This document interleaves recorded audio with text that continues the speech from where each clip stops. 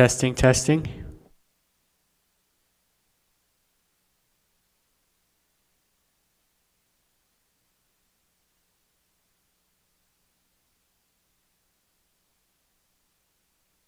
Testing.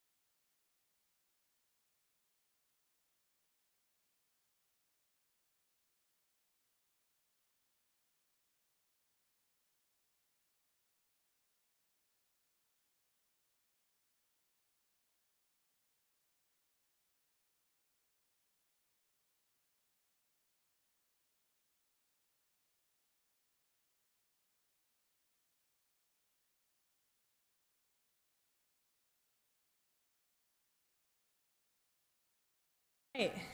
Today is, so this is the City Council work session. Today is Tuesday, October 11th, 2022, and the time is now 6:02 p.m., or 6:01. We'll call this meeting to order and start with A on the workshop agenda, discussion on amending the City Land Use Code, Section 3.05, the regulations regarding accessory dwelling units.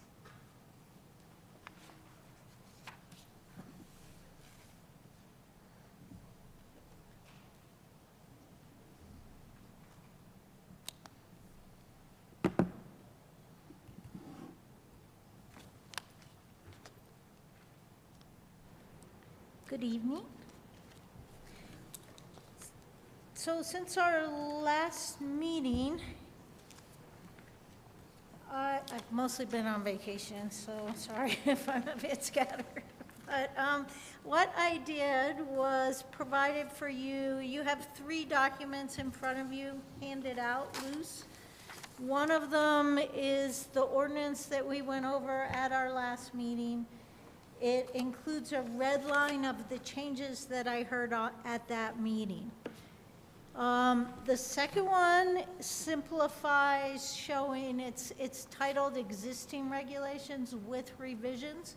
So what I tried to do there was do a red line version of your existing code with the proposed changes. So I don't know which one you want to start with, but I've got those both there to work from. You also asked me to look into the city of Alamosa and the city of Delta for how they handle accessory dwelling units. I could not find anywhere in Delta's code that they allow them at all. And so perhaps they have a lot more residential districts than Cortez does with higher densities, so perhaps they handle it that way. But I could not find anything. City of Alamosa, I handed out their regulations for you. They do allow accessory dwelling units in basically all their zones that allow single-family homes. They allow them, same as proposed with you, is either detached or attached. Their limit on size is no more than 600 square feet if they are detached. And then their requirements on the lot size, those are slightly higher than the minimum lot size in most of their zones. So they require a slightly oversized lot. Other than that, that's about the extent of their regulations. Thank you. So do we want to go with questions, or should I go over how I revised it since your last meeting? Yes, I see one yes. Sure. Majority yeses. So at the last meeting, we talked about the fact that requiring a conditional use permit in some of the multifamily zones was overkill because you could do a duplex, so why would you need to do a conditional use permit to have an accessory unit? So I revised it to say that a conditional use permit's required in the RE and R1 zones, and then in R2, MH, and NB zones, they would be a permitted use. Although staff in that case still would require review and require compliance with the regulations. So that was the first revision. The next one, we talked about whether or not that the property owner had to live in the single family unit. We talked about why they might want to live in the accessory unit and say rent out the larger unit.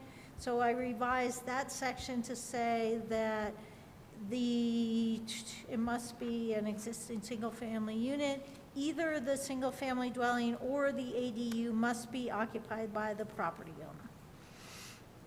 The next revision came down was we were struggling with how to limit the size in whether it was a percentage of the existing home or size or what we should do. I heard some suggestions that we make it as simple as possible. So it now reads, the ADU shall not exceed 850 square feet, gross square feet of living area. So in other words, it's limited to basically a 2-bedroom apartment. I think we handed out some, or we have some some standard, those were put together by, I think, AARP, who strongly encourage accessory dwelling units. And there's a sample of a 2-bedroom apartment for an ADU. That is 800 square feet, so the 850 is slightly larger than that. The next section I changed was, and I'm not sure I heard a lot of this, but I heard a little bit of it. So it hits 2 issues. The ADU may be used for, I wrote in long-term rental purposes, which is greater than 30 days. So that prevents the VRBO, the short-term rental option. And shall be reserved for the occupancy of one family. Now, that was done, we talked about, should it be 1 person, should it be 2 person, what if they had a baby and that was 3 people? Your definition in the land use code of a family is, how do you say, a nuclear family, 2 people, and their children, or it does say 4 unrelated people. So I suppose that would allow 4 unrelated people to be in an accessory dwelling unit, which I don't know what you think about that, but again, I was going on the mantra of try and keep it simple. So that's what I've got there. Let's see, I did not change this next one. It says the ADU must, I did change it. The ADU must be provided with, we've gone back to 1 off-street parking space. The Planning Commission recommended 2. And that's in addition to the 2 required for the single-family home. So if someone wants to add an ADU, they need to provide 3 off-street parking spaces, 2 for the home and 1 for the ADU. Let's see, the only other change, and maybe I captured this one wrong, but this is the lot shall be a legal lot of record and meet the minimum lot size in the underlying zone district. I think that I may have heard that one wrong, and the intent was to change it to the lot shall be a legal lot of record in the zone district, but not have to meet the minimum lot size due to the large percentage of lots that currently don't meet the minimum lot size in their zone. Yeah, that's what that, at least that's what I was talking about at the last meeting for that. Does that mean non-compliant? I mean, Right, it would be compliant. a legal non-conforming lot would be okay. Okay. You'd still have to meet, we talked about the 50% or whatever the lot, minimum lot coverage is, you'd have to meet the setbacks. But if you could meet all that and still fit the ADU on the property, and if you're incorporating it over a garage or into the home, you're very likely to be able to do that.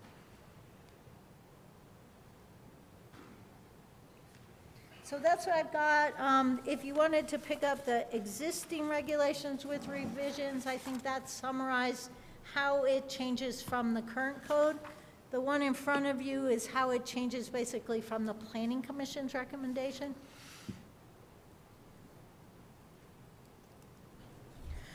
Is there any way not- to, and I don't know if it says it on this first page, but is there any way to further clarify the family? Because I feel like somebody reading this might not dig into that if they read it at face value and assume it's parent and child. Is there a way to throw a little bit more verbiage in there just to clarify a little bit more? Or like reference Well, where yeah, it's, what would Yeah, be or great reference if where we the could- definition exists in the code. But I would just hate could- that we could if someone were to reference- read this and then instantly think, oh, well, I can't build this and have, can't have unrelated people in here. Yeah, that's easy enough to add as defined by this land use code, Okay, thank you. in this land use code. Okay, so as far as this discussion, do we want to just move through each, looking at the ordinance, 2022, just kind of go through each point? Okay, so we're going to start then with conditional versus permitted use. So Section 305? Yeah, so it's section 305. So this new one is proposing it stay conditional for RE and R1, which are typically single-family zones, but permitting it, a permitted use in R2, which is defined as multifamily, MH, which is mobile home, modular home, manufactured home? Manufactured. And then NB, which is neighborhood business. The three zones that that are proposed as permitted use allow duplexes and apartments. The one question I had with that is it doesn't include the central business district that currently does allow apartments. It allows apartments, but it doesn't allow Single single-family family. homes. So that would just be governed under building an apartment, basically, there, I guess? Yeah. Okay. Okay, that's different than an attached accessory dwelling unit. Okay.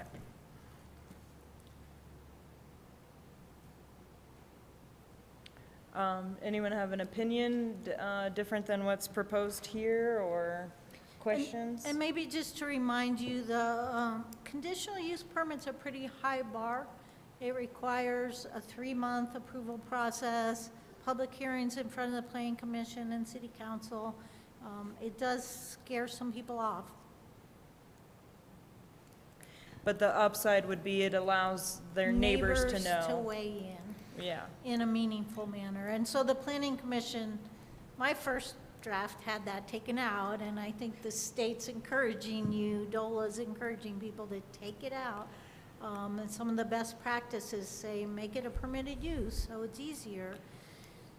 But planning commission had concerns about neighbors, so. Is there an intermediate? I know at the last meeting, we talked about some kind of administrative process. With neighbor. Yeah, like notice. short of a conditional use, but, We don't have one in our code that allows for neighbor notice. And personally, I don't like to notify the neighbors if there's really no meaningful input. So if it's an administrative process where we're just checking down, did you meet all the code? And then we ask the neighbors to weigh in, they go, no way. It's like, well, I'd still approve it. So I don't really like doing it that way, but if you maybe add a little bit more discretion, it would be a pretty major code overhaul to then add an administrative process, which I know you're thinking about doing anyway, so something to keep in mind.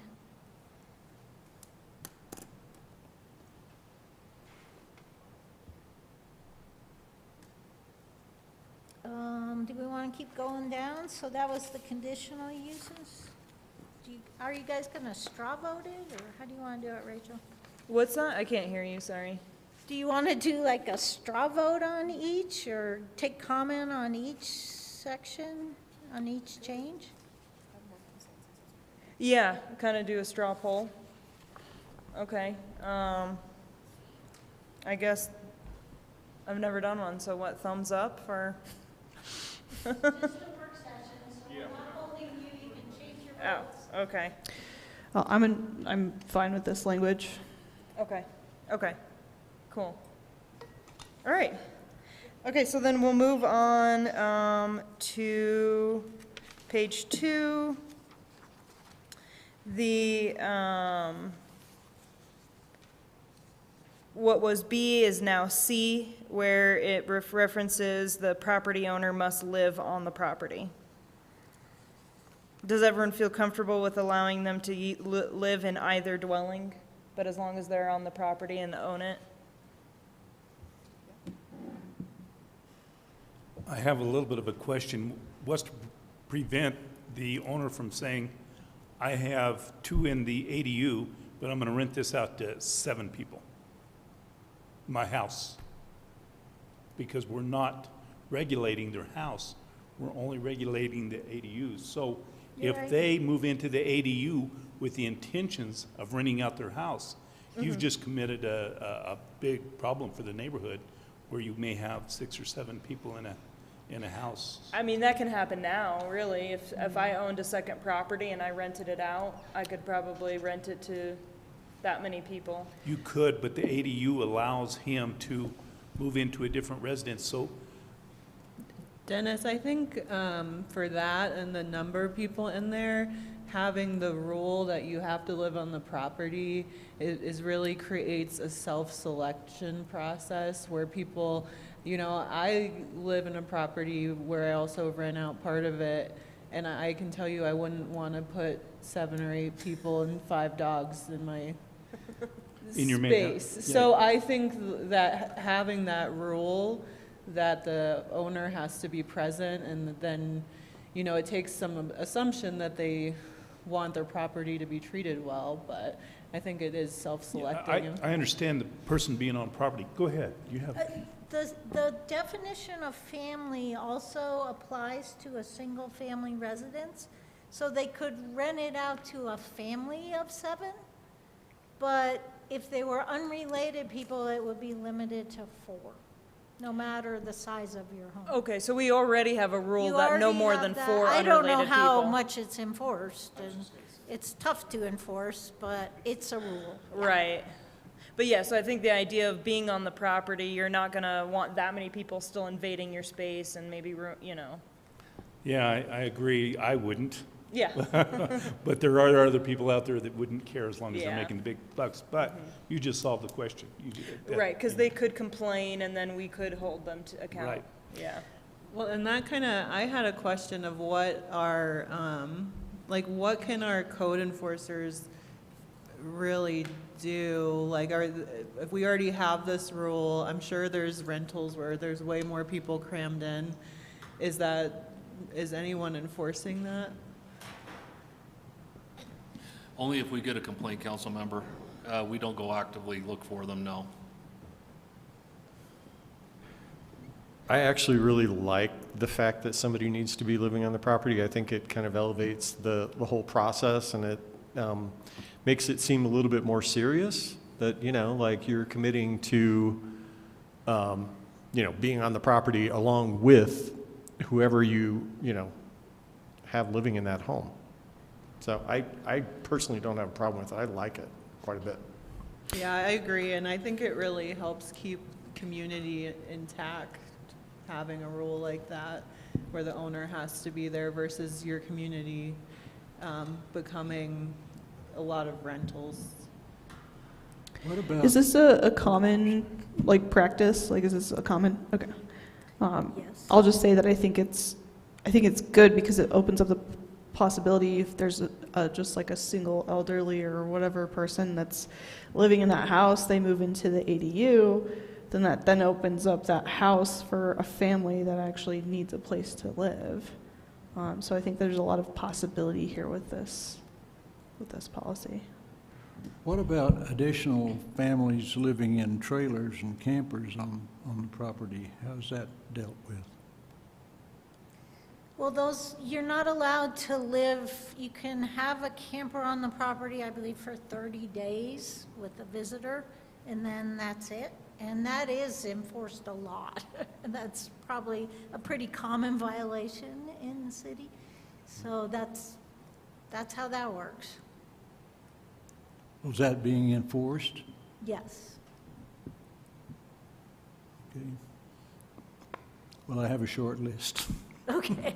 Talk to Thomas.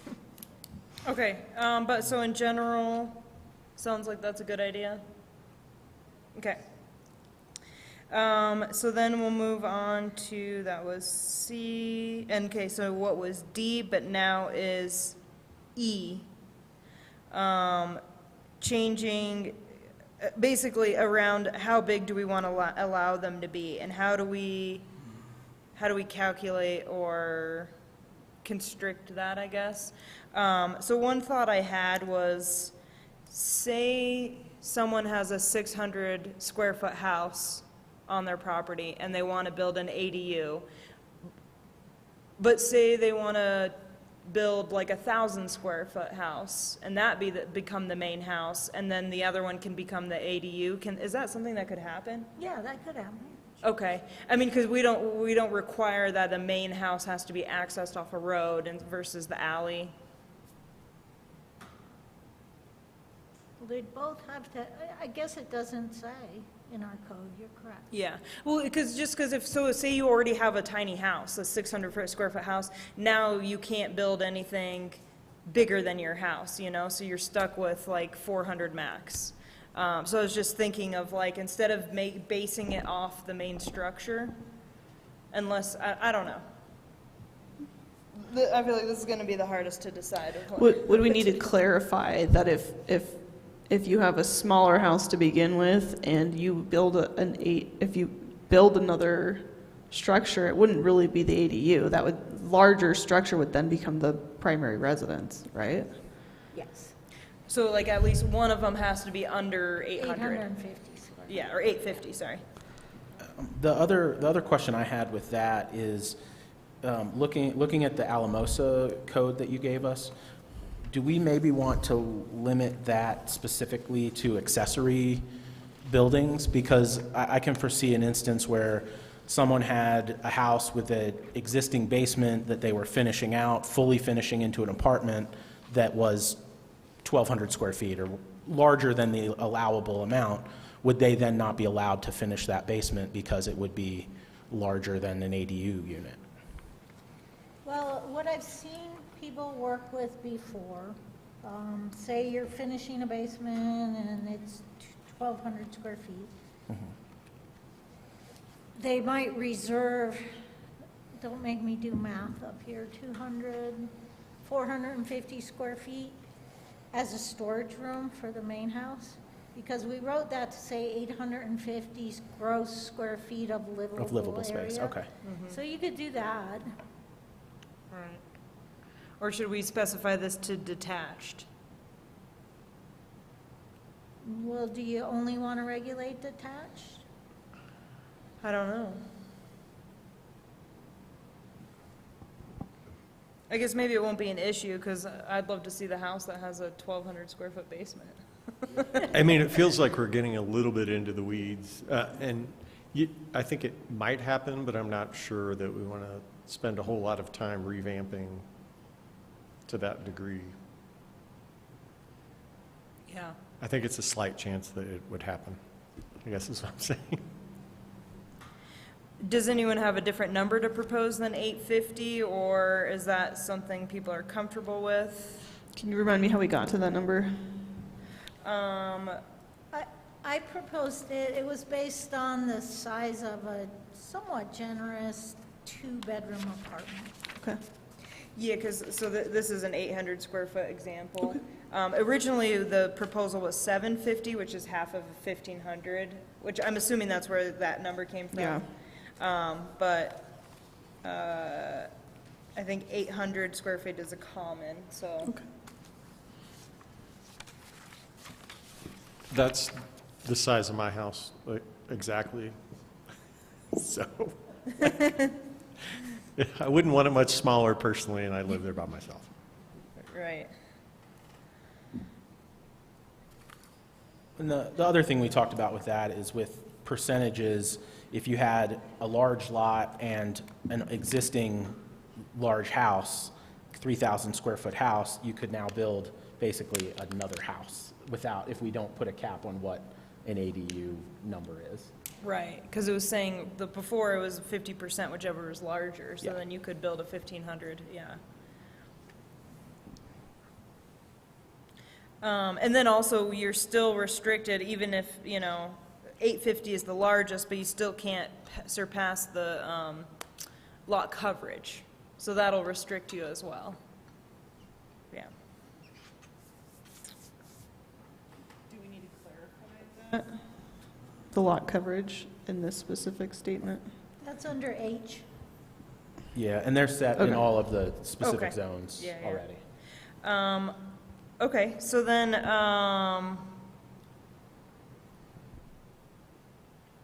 anyone else? Just that change to K was the next thing. Okay, no, we're gonna move on to the family, so F. Oh, sorry. Yeah, so, okay, may be used for long-term rentals, okay, greater than 30 days, and then shall be reserved for occupancy of one family. Okay, yeah, oh yeah, adding the reference to the definition. I think that's a good solution. And then, so this ordinance would only cover long-term rentals, correct? Because I know there's been people that live in zones that aren't covered, they don't have ordinances yet that want to do, that have mentioned to me doing short-term rentals. So would we want to do a different ordinance for that? Because I agree with what you're saying, Matt, like, we want to encourage long-term rentals, but I'm concerned that there's still going to be illegal short-term rentals. I mean, I feel like eventually, and I've probably said this quite a bit, I think, over the last year, that, you know, we need to look at that separately and address it separately, just in terms of VRBO type situations. And I think that when I mentioned it before, sort of the response was, well, we kind of know because of sales tax and, you know, coming through VRBO to the city and that sort of thing, but I don't know that we've really addressed it in terms of an ordinance or any specific things. And maybe cities don't, I don't know. Maybe it's a free-for-all, like, I don't know. No, lots of cities address Yeah. short-term rentals. I think what was discussed at the last meeting was that this is this piece, and that we would address and take a look at the short-term rentals in the near future. I'd Hopefully say, soon. The way this is written, you could short-term out the main house. But you'd have to, the ADU would not be available for a short-term rental. so, okay, with this language having the term long-term in there, if we decided to have a specific ordinance or rules around short-term versus long-term, like, you know, we only allow 50 short-term rentals in the city, is that gonna affect this? You know, like, should we just not put that in here? So, because I think that is a conversation we definitely want to have, but we need to start with the public. And I'd like to start that process as soon as we pass this. But having this language here, is that gonna compromise those, I don't think it'll compromise anything in the future. You could change it again. I okay, did add that little definition, sort of what, right. And it does have the word may. yeah. I know may versus shall Yeah. is very important. So yeah, you don't have to long-term rent it, but you could reserve it for your guests or your I family. think what'll have to happen is once we have our conversations around short-term rentals, we'll have to go back and like make an amendment to this We might. that says you should refer to this for short-term rentals. Right. And there is Okay. an do argument it that Yeah. if you allowed the ADU to be short-term rental, you would be making housing very affordable for the person who owned it.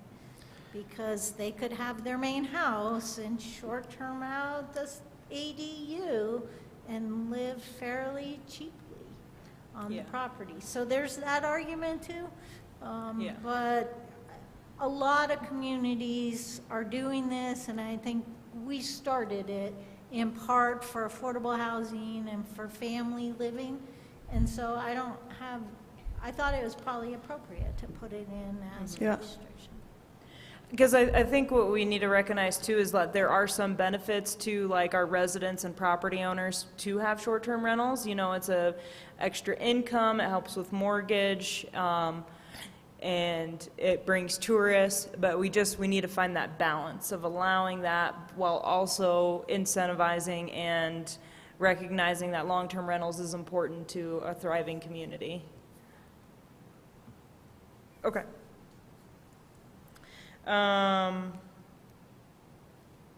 Yeah, so we addressed that one, so then we'll move on to what was F and now G, regarding parking.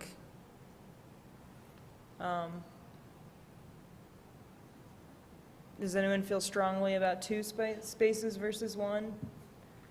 I know there's concern long-term of everyone's just gonna continue to have more and more cars, but hopefully our future doesn't look like that.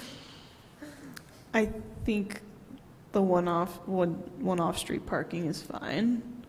I think somebody mentioned it last time. One thing that Cortez has abundance of is parking. And I think that for now, at least, and I don't know if it's going to be a major concern in the very near future. And we can always update this too. Yeah.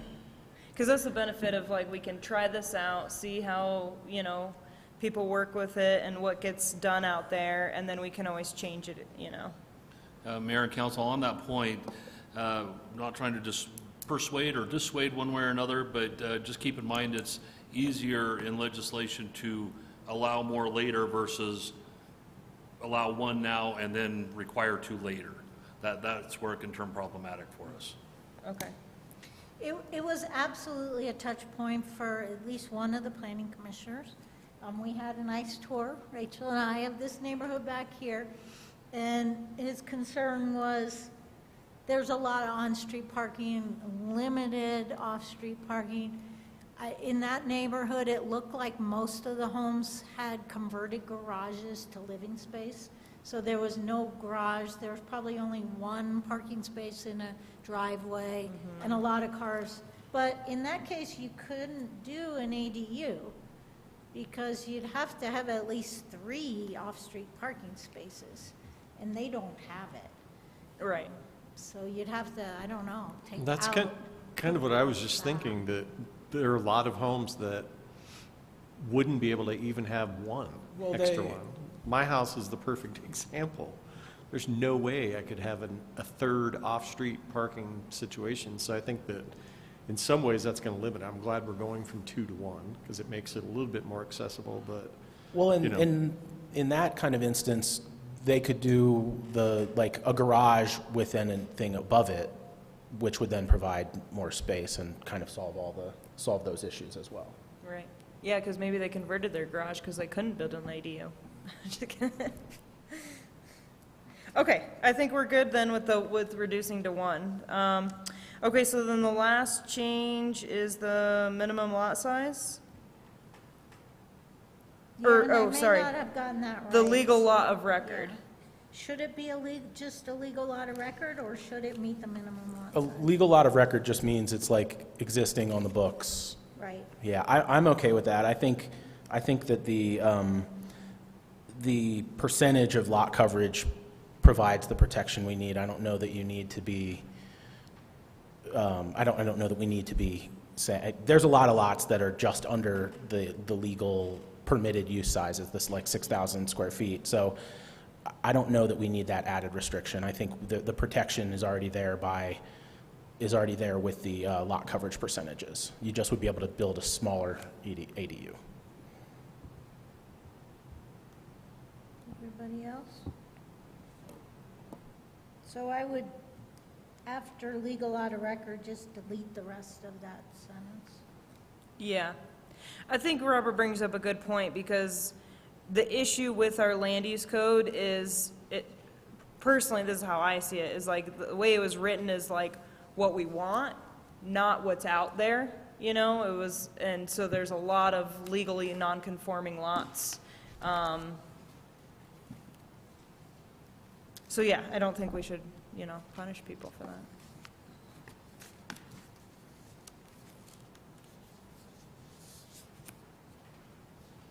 Well, we'll get through it. We have not noticed this for public hearing yet. Yeah, so what are the next steps? If we feel comfortable enough about this to bring it to an agenda to discuss again and then vote. Well, you need a public hearing on it. Okay. Mayor, I believe what we would do is probably reintroduce that at a first reading, set it for public hearing so the public has adequate notice, and then hold that public hearing 2 weeks later. So we could do the first reading tonight? No, we haven't prepared it for that. We haven't put it on the agenda. I would suggest, just because of the way we're trying to set things up for November 8th and have a shortened meeting, that we perhaps introduce it the 25th of August, and I think we can set up for public, October. what did I say? I'm sorry, October.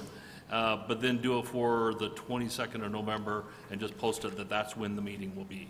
Okay, and I think that's great, because that'll give enough time if we could, like, let the public know that they have time to comment or come to our meeting and comment, you know? Correct. And on something like this, it might be better to give them 30 days Yeah, comment period versus just 2 weeks anyway. So they might work out for the best. great. I kind of have a question about that. So where, I should know this, where else can people make comments? Like, On this, we can actually set up a thing on our transparency page. We can actually set up a project on there, no problem at all. So happy to do it. In fact, we probably ought to. yeah, I think if we're going to go ahead and, you know, I mean, it is kind of a big deal, I Yeah. think. And if we're going to, you know, say 30 days between, essentially, between first and second reading. Correct. Yeah. Yeah, well, Mayor and Council, we will go ahead and do that. Can we promote that as a way to comment, emailing as a way to comment, and then submitting written comments? And then that way it's covers all technology skill, you know, because I don't want to just assume that everyone's going to know how to navigate that site to comment. People should be able to, like, hand write and provide that. That's better than a phone call, because you can't really record. You Yeah, know. and we can certainly put that out there. I mean, like I've mentioned before, we'll take comments on a napkin. I mean, we're really not too picky about how those arrive, as long as they arrive. Okay, So, but yeah, we can certainly communicate that. thank you.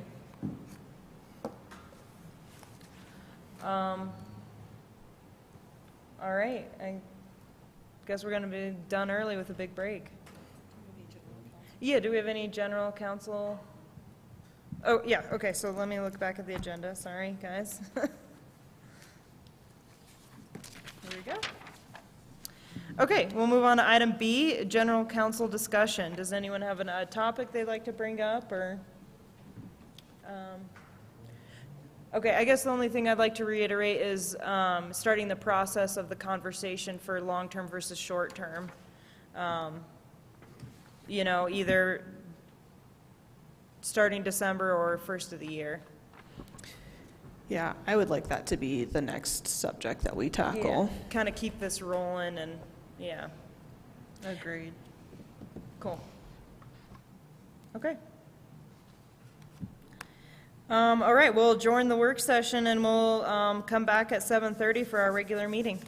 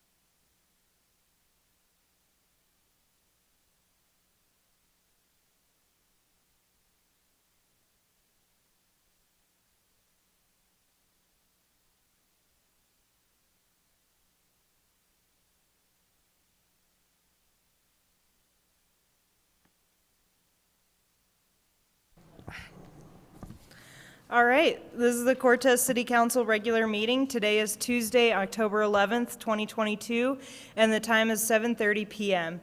We'll call this meeting to order, and I ask you to join us in the Pledge of Allegiance. I pledge allegiance to the flag of the United States of America and to the republic for which it stands, one nation, under God, indivisible, with liberty and justice for all.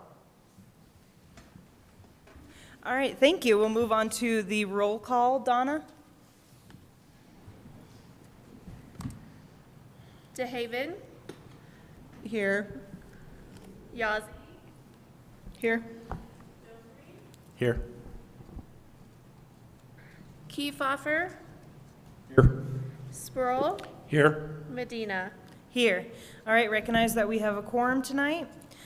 And then we'll move on to approval of the agenda. Would anyone like to see a change to our agenda or approve as is?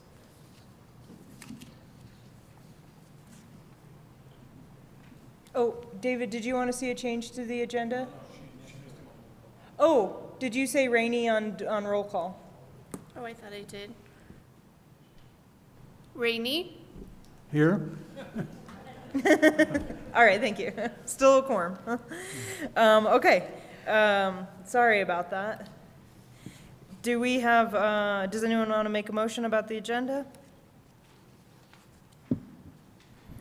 Madam Mayor, I'd like to make a motion to approve the agenda as presented. Second.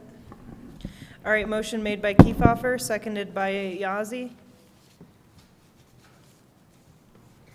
Kiefhoffer, Aye. DeHaven, Aye. Spurl, Aye. Rainey, Aye. Yazzie, Aye. Dobry, Aye. Medina. Aye. All right, we'll move on to item number 2 on our agenda, the consent agenda. The listing under consent agenda is a group of items to be acted on with a single motion and vote. This agenda is designed to expedite the handling of limited routine matters by City Council. Either the public or a council member may request that an item may be removed from the consent agenda at this time prior to council's vote. Would anyone in the public or on council like to remove an item from the consent agenda for discussion? Otherwise, do we have a motion? Oh, no, I need to read it first, sorry. Any change? No? Okay.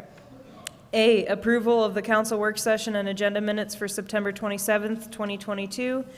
B, approval of the expenditure list for October 11th, 2022.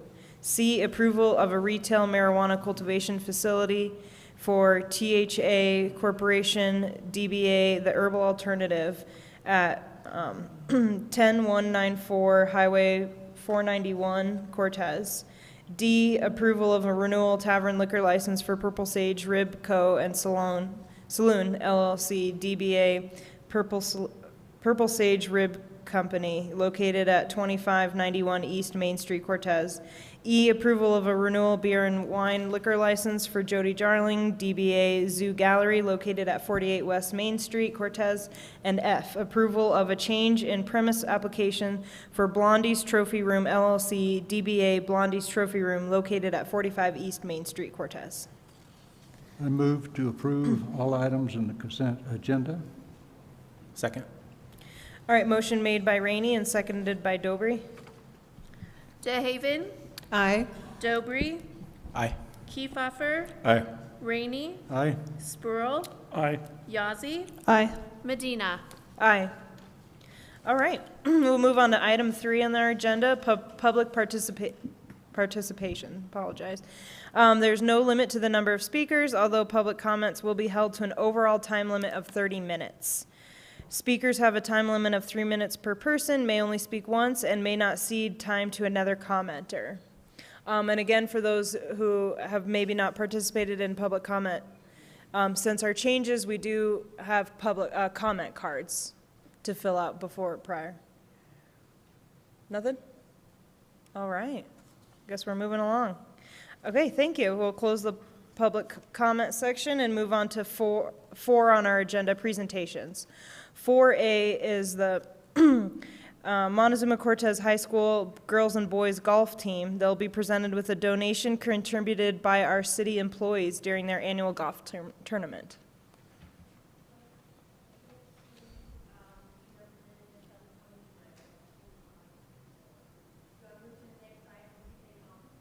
Okay, yeah, so we'll kind of table that item for now. Okay. All right, then we'll move on to 4B on our agenda under presentations. It's a presentation regarding the current city debt position and possible debt retirement. Good evening, Mayor and Council. I'm approaching you this evening to discuss the possibility of retiring our city debt. Can everybody hear me okay? Okay, thank you. So this is something that's been a long time in the making. I think we're in a position now where this makes sense to do. This is, it's kind of a touchy situation because, you know, there are some risks involved, but I think the benefits of retiring our debt are going to outweigh that. Tonight, Council, I'd like to present this to you and make the case for retiring our city debt. Sorry, I'm not sure.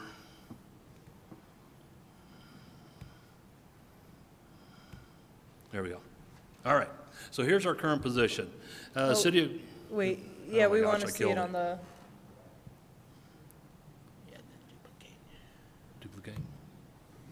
Okay, good. There we go. Okay.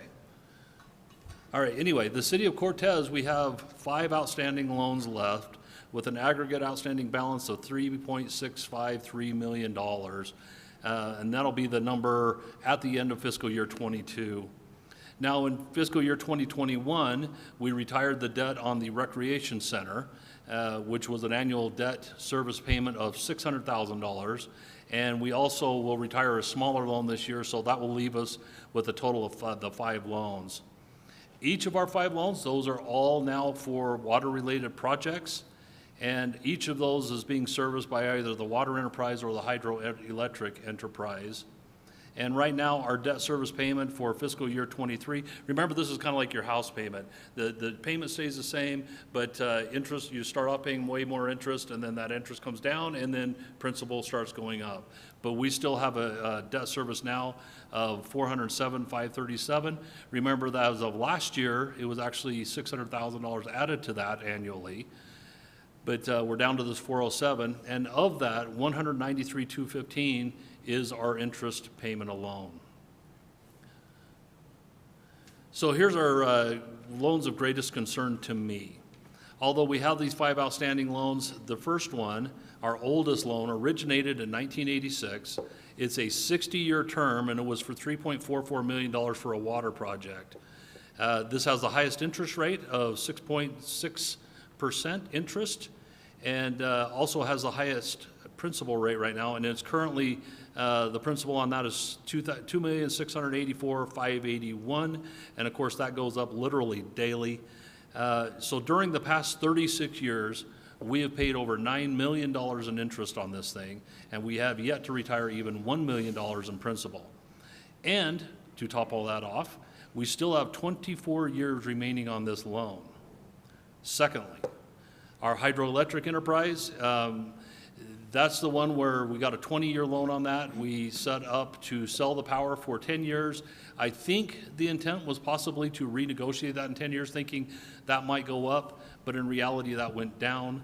So now, even though we're generating electricity, it is broken down at the moment, it is not generating enough revenue to even service the debt on it, and our current balance is $449,000. So right now, as of yesterday, I projected the deficit for fiscal year 23 to be $54,549 in that enterprise alone. So here, and I'm sorry this is so small, but anybody who wants a copy of this is more than welcome to have this. Council, I think I've provided some of this to you already, but I'm going to just leave it up here and just make some small comments at the bottom. The totals there that talks about what our principal and interest is, and that which is $278,000.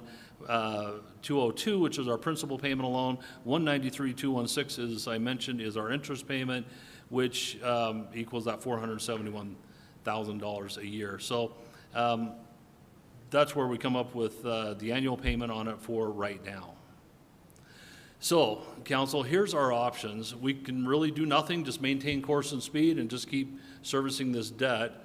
However, the consequences of that is we pay this outrageous amount of interest, especially where we have 24 years left on the one loan. We stand to pay probably, it's actually a little over $3 million just on that loan.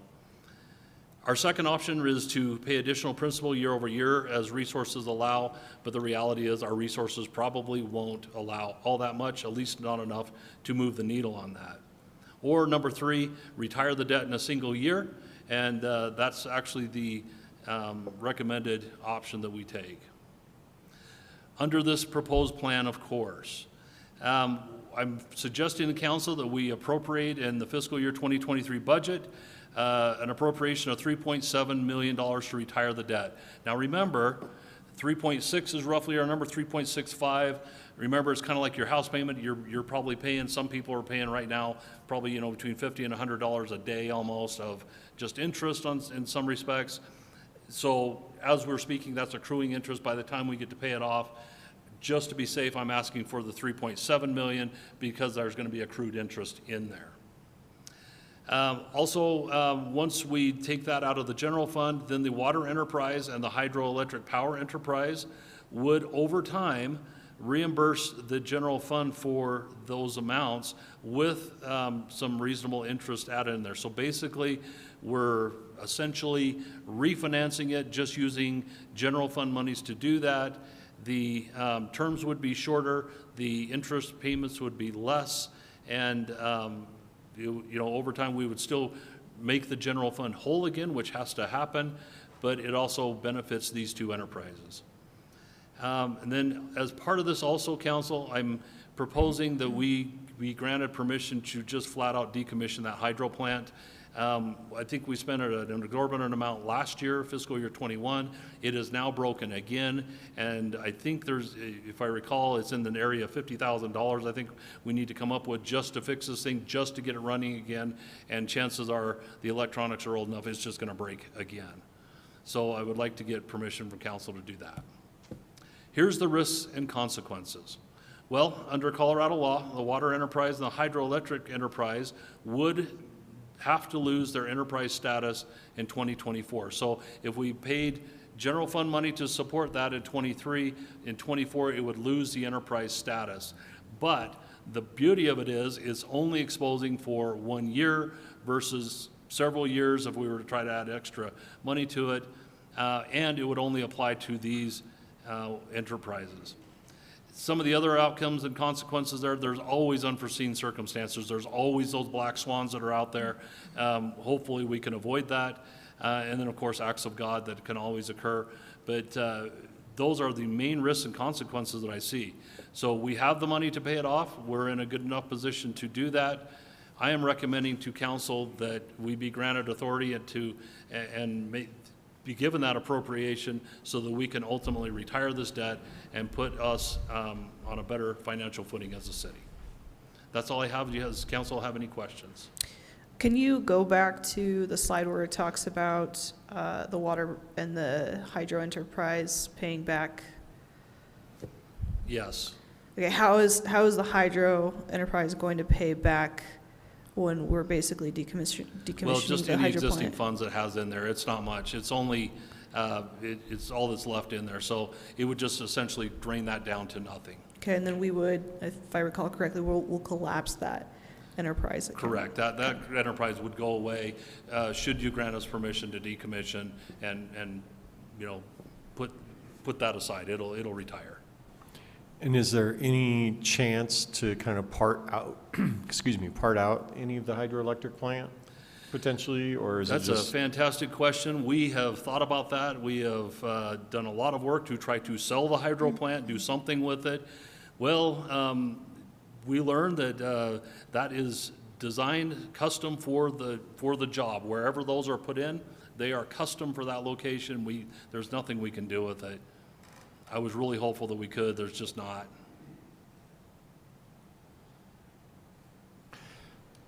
I just, I guess, want to say to the public that, and Drew knows this pretty well, that I've been really pretty vocal, I think, about my desire to see that debt canceled, especially the one from 1986. I think it's ridiculous, and I think that we're throwing money down the toilet. And when I think about my personal finances, that's something I would never do. So I don't think that it's the right move for the city to continue paying towards that debt long term.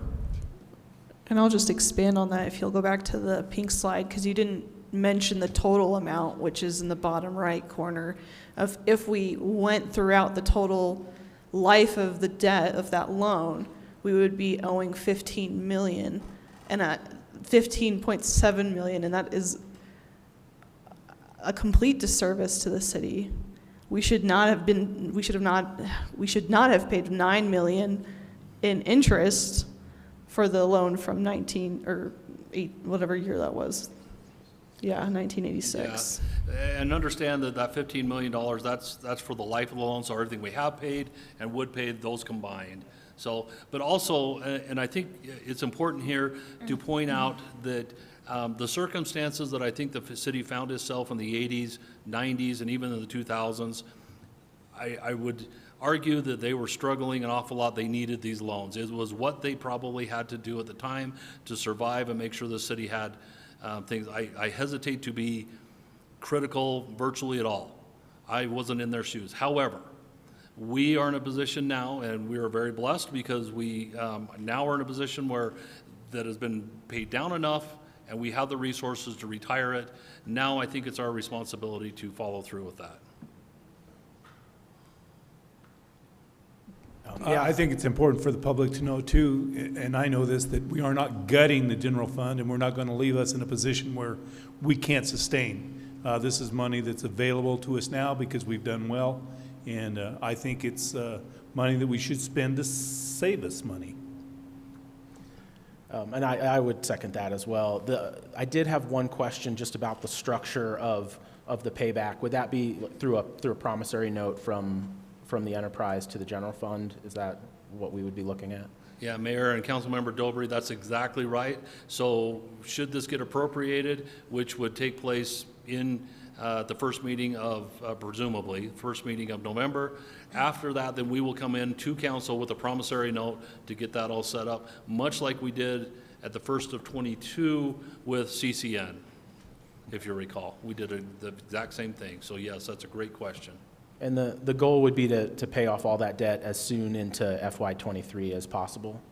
Is that correct? That's exactly right. And understand on this that it's complicated enough and trying to put everything together. It's probably going to take a couple months to be able to get everything together and pay this off. Unfortunately, these things are complicated enough that it's not just that easy of writing a check. So Finance Department is on it.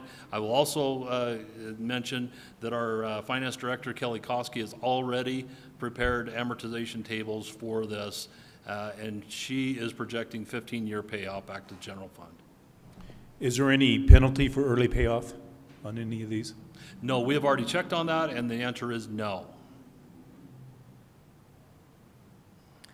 All right, thank you so much, Drew, and thank you, Matt, for bringing that up and making that a priority for our council. You know, we have a responsibility to make these financial decisions and take care of the finances of our community, and we're pretty blessed that we can pay this off and not, you know, waste money over the next, you know, decade or more. And so just to remind the public, this is $3.7 million, so our budget that we're going to approve is going to look a lot bigger than it was last year, but 3.7 of that is paying off this debt, which is going to save us millions and millions of dollars down the road. So I'm really excited that we get to make this financial decision and really help our community and kind of think, you know, help ourselves in the future. So. Thank you, Mayor and Council. All right. So then that was 4B. How are we doing, Linda? Okay, do we need to do anything to table that? Okay. Okay. All right, then we're going to move on to 5 on our agenda, public hearings. 5A is ordinance number 1312, Series 2022. Presented by Jeremy Patton, our airport manager. Good evening, Madam Mayor and City Council. I've got Matt Harmon with Classic Air Medical with me as well. If you guys should have any questions, he's here to answer those questions as well. So as you know, on the 27th of September, we did the first reading for ordinance 1312 Series 2022, amending Classic Air leases, or the lease agreement for the septic area change. Just to go back into that, they're building a hangar sitting on airport properties described in the land lease agreement. They made a change during architectural and engineering to the septic area required for the bunk rooms in that hangar. And that's when we requested via the attorney and myself the change or the amendment to the lease. And just to touch base on the fiscal impact again, the current year lease rate, 39 cents a square foot. We upgraded from 15,800 square feet to 19,200 square feet. The amount has already been paid for the rest of the year. Moving forward on the 40-year land lease, each year's rates will be adjusted per CPI, along with all of our other tenants list. So with this second reading and public hearing, barring any questions or concerns, comments from you guys or the public, staff requests that council adopt on second reading the ordinance to amend Classic Air's lease agreement series, or ordinance 1312 Series 2022. All right, do we have any questions? I'll go ahead and open this up to public comment. Would anyone from the public like to make a comment on this particular agenda item? All right, seeing none, I'll close the public comment section. Can I just ask a few questions about Classic Air Medical? Sure. So how many people will you employ, and then how many people do you serve, or I guess, what does your year look like? Yeah, sure, no worries. So we've been here almost 2 years now. We started off with a rotor operation with a helicopter located over at Southwest Memorial Hospital. We recently added, on the 1st of July, a fixed wing asset to the community as well. So we have a PC-12 Pilatus airplane as well as a helicopter here in Cortez. The airplane's going to be based at the airport. Of course, we need a hangar for that to protect it, especially during the wintertime. So that brought into that change. We currently staff 2 full medical crews, which is a 3-person crew, so 6 individuals on duty at any given time, 3 for the helicopter, 3 for the airplane, as well as our staff duty mechanics, which we keep 2 mechanics on station, 1 for the airplane, 1 for the helicopter. So 8 people at a time, rotating shifts, 365 days a year. Just like a fire department or an ambulance service, we are an air asset of 911. Great. Well, thank you so much for helping our community. Yeah, absolutely. Thanks for having us. All right, do we have any more discussion or any questions for him? Madam Mayor, I'd like to make a motion to approve on second and final reading ordinance number 1312, Series 2022, authorizing and approving an amendment to the ground lease with Classic Air Medical for construction of an aircraft hangar at the Cortez Municipal Airport. Second. All right, motion made by Dobry and seconded by DeHaven. Excuse me, Yazzie, Aye. Kiefhoffer, Aye. Dobry, Aye. Spurl, Aye. DeHaven, Aye. Rainey, Aye. Medina. Aye. All right, thank you. Thank you, council. Have a good night. Okay, we're going to move on to number 6 on our agenda. We have no unfinished business, so we'll move on to number 7, new business. 7A is a bid award for 2022 jury room edition, presented by Rick Smith, our General Services Director. Thank you. Good evening, Honorable Mayor and City Council. The 2022 city budget provides $125,000 for the construction of a jury room for the municipal court, which is basically right behind that wall over here in the unfinished part of City Hall. The city contracted with Reynolds Ash and Associates, architects. They are the same ones that designed our current building, so they had all of the CAD drawings and all that, so it was real easy for them to come up with the design. We opened bids on September 26th, and we only received one bid.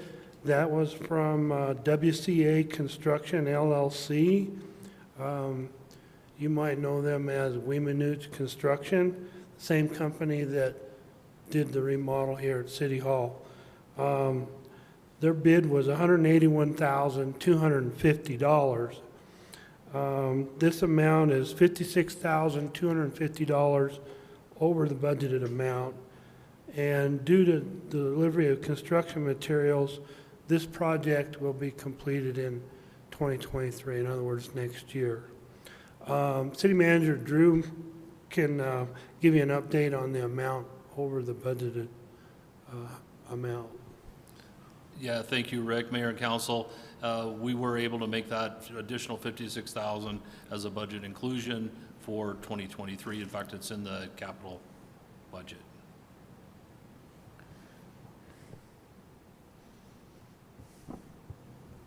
Okay, so this was something we didn't have when we had our budget day. Correct. Okay. Yeah, this came up last week, or I can't remember. It was very recently when we finally got the bid. So it crossed in the mail, as it were. So, Rick, with only getting one bid, can you explain your process to reach out to other bidders? I know it's been an issue in the past, but I do want the community to know the work that you do to make sure that we are getting multiple bids where we can. Oh, sure. Well, it's a multifaceted thing. First of all, we put all the bids out on BidNet, which if any, in this case, contractors registered, they'll get a copy of the bid notice. Secondly, I contacted Comfort Air because I knew they worked with commercial contractors, and I asked them who are the other contractors in the area, because over the years we've lost a lot of the commercial contractors like Southwest Contracting and Triad, and some of those have gone away. And they gave me the name of 3 other people, and we emailed those directly to them, so we were sure that they received the bid invitation, and of which WCA was one of them, Weemanuch.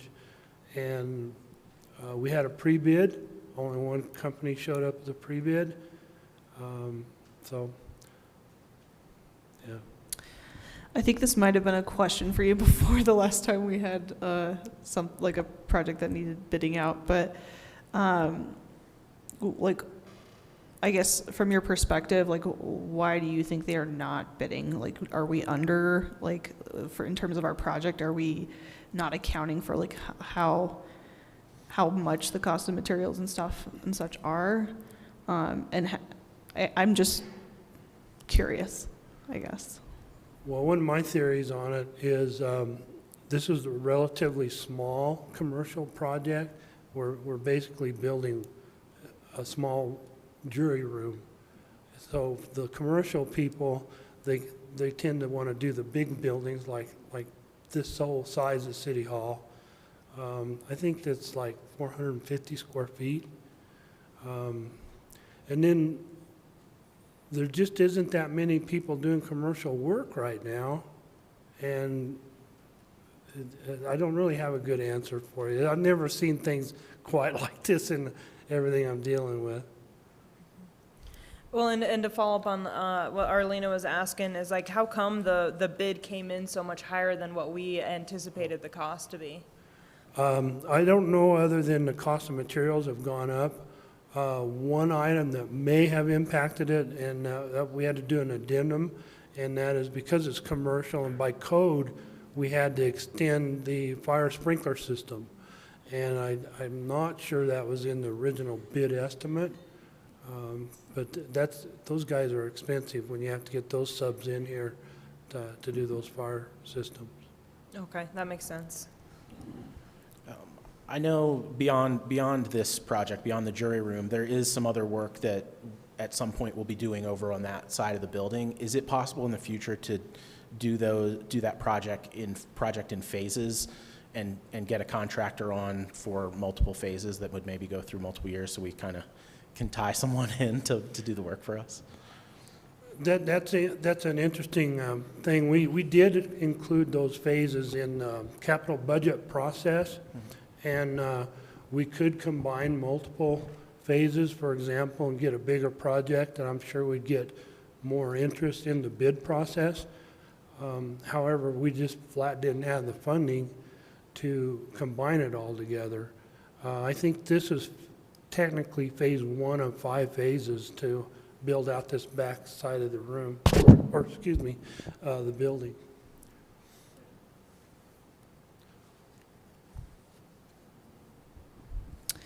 Madam Mayor, I'll make a motion to award the 2022 jury room addition to WCA Construction LLC at the bid amount of $181,250. Second. All right, motion made by Yazzie, seconded by DeHaven. Dobry, Aye. Kiefhoffer, Aye. DeHaven, Aye. Rainey, Aye. Yazzie, Aye. Spurl, Aye. Medina. Aye. Thank you All very right. much. Thank you, Rick. Okay, we're going to move on to 7B on our agenda, ordinance number 1305, series 2022, presented by our contract city planner, Nancy Dosdall.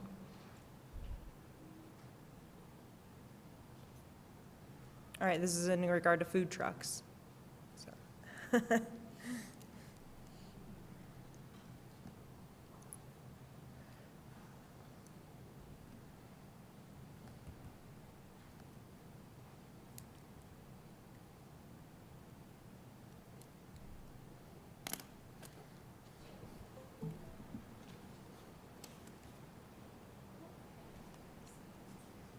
Okay, so this is the first reading, so not a full public hearing yet, but we have been talking about this, food trucks, for a number of months now.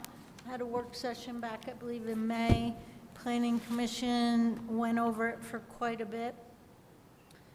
Just to remind everyone, what's going on is that food trucks in Cortez are generally allowed everywhere in the city, with the exception of the Central Business District. This map here highlights the Central Business District, and the pink is not in, but the other colors are in the Central Business District. Small block area are the traditional downtown for Cortez. We did public outreach, and in this case, I think we got a lot of response. I think there were 372 responses. I want to caution you, however, that we did this public outreach. It was online. We also did a lot of it at a public event where food trucks were present. So we feel like we had a little bit of a biased public, but they were super supportive of having food trucks, super supportive of having food trucks in the Central Business District with very limited regulations as far as, so this was, should we allow them in the Central Business District? Blue is there. Where should they be allowed? We got a real heavy response on Central Business District. And then we asked and prefaced it with that in the past, brick and mortar restaurants in the district had expressed concern with food trucks located near them.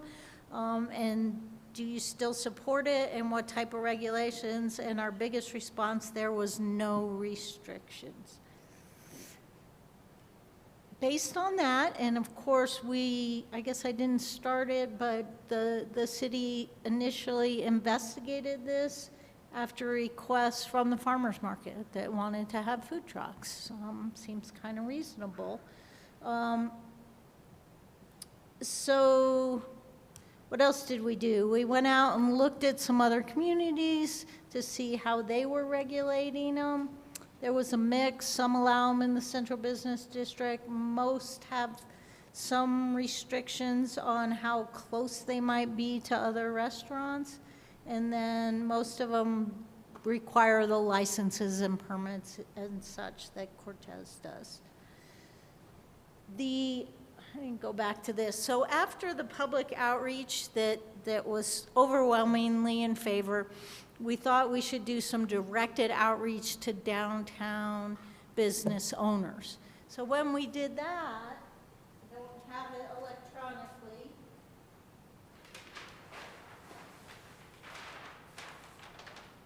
But with targeted outreach to downtown business owners, you see this at the top, it says no. We asked them with stickies where they should be allowed, and the red stickies are not here. Green stickies are, that might work. Okay. So, and I think you'll see there's a concentration around where the farmer's market is, and there was also a vacant lot on here that people considered perhaps appropriate for food trucks.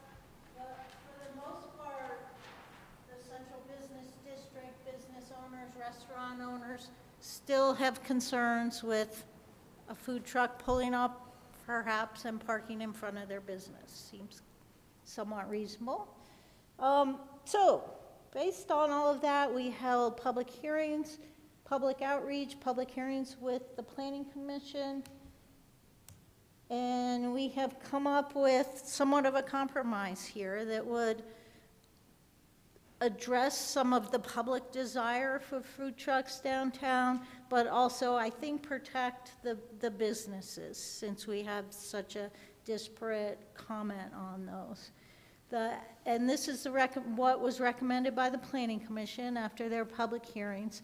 So what we would do is, that's existing 3.05 is amended to, instead of not allowing mobile vendors totally in the central business district, it comes up with two options, just to over-summarize, is that at an approved temporary special event, such as the third Thursdays or the farmer's market, mobile vendors would be allowed as long as they're not parked in public right-of-way or or public roads. In other words, we don't want them parking on the highway. Main Street there is the highway. CDOT would not allow it, but they would be allowed at the special events. So that would solve the farmer's market problem. Maybe if there were other special events that went through a permitting process and were allowed, you could have food trucks there during the special event only. The other idea was to allow a conditional use permit process that would allow a vendor to be in a site for up to 90 days. Remember, our conditional use permit process we talked about earlier is about a 3-month public process. It's public, neighbors are notified, it goes hearings in front of the Planning Commission and City Council. So in other words, more likely you would set up somewhat of a more long-term food court kind of thing. There were 2 identified vacant lots where the owners expressed interest in doing that, and some of the business owners were not as concerned with that kind of thing.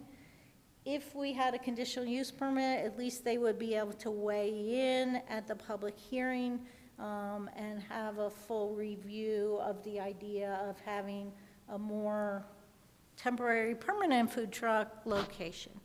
I think you could also, under the conditional use permit, perhaps approve one of those vacant lots for a food court where they could maybe switch out the users like it happens in some other cities. So that's what we've got for you. We've set it up for perhaps a public hearing as soon as 2 weeks from now.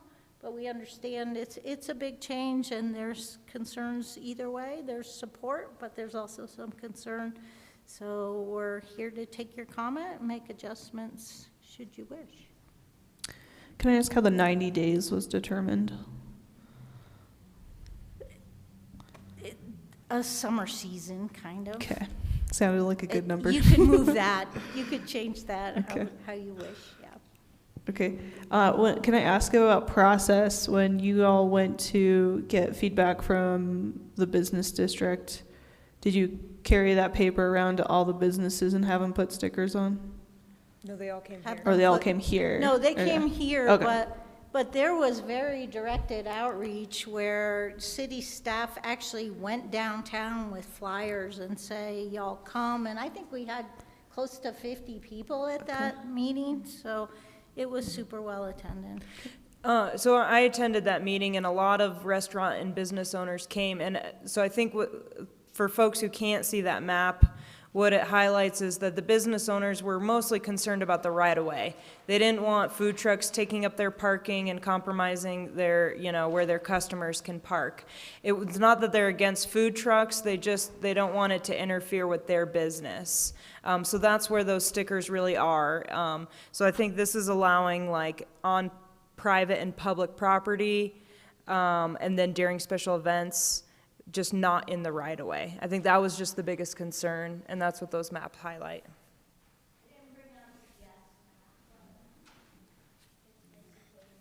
Where the farmer's market is and a couple of vacant lots.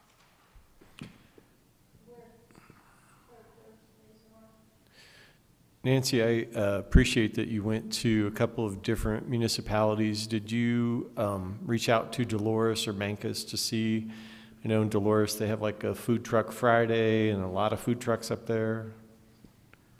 I don't recall whether we did or not. Okay, I was just curious if It they was have an back in ordinance or they're May. just doing it. They Yeah. might just be doing it. I reached out to Dolores today, and the owner where they do the food trucks is on private property, and I wasn't able to figure out if they have any official ordinances. I do have Mancus's. They must have a current Mancus business license. The food truck must be parked on private property or in a park that's rented. They must pay sales tax, and they must be regulated by the health department, very similar to what we're kind of proposing.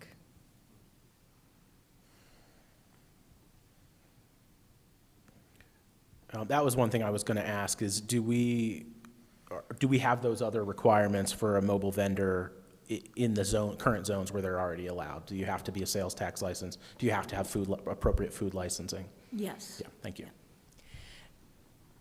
So if someone wanted to have one of these vacant lots downtown that's private property, say they wanted to set up their food truck every Friday for the year, could they do that?